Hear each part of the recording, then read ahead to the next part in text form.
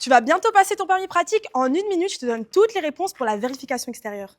Si on te demande l'usure de tes pneus, tu regardes le témoin d'usure. Ça se trouve juste ici, parfois c'est un rond, une flèche, mais tu as toujours un repère. Au niveau du repère, il y a le témoin d'usure, c'est la petite bosse que tu vois juste ici. Donc si la hauteur de ton pneu est en dessous de ce témoin d'usure, c'est qu'il est usé. Et dans ce cas-là, tout est bon. Si on te demande par où gonfler tes pneus, c'est juste ici, par la petite pipette. Attention, une autre question, est-ce qu'on peut le gonfler à chaud ou à froid? C'est toujours à froid. Maintenant, on passe aux questions concernant le capot. Ça se passe à l'intérieur, viens, je te montre. Ça se trouve dans cette zone. Dans ce modèle-ci, c'est juste là. Et voilà, le capot est ouvert, on passe aux questions. J'active la manette pour relever le capot. Hop, et je prends cette petite tige pour le coincer. Ici, c'est très simple. Pour les essuie-glaces, on a le petit logo des essuie-glaces. Pour l'huile moteur, on a le logo de l'huile et la tige. Et pour le liquide de refroidissement, on a le logo juste ici. Si on te demande de vérifier l'huile moteur, tu prends la tige, tu te munis d'un mouchoir et tu essuies une première fois.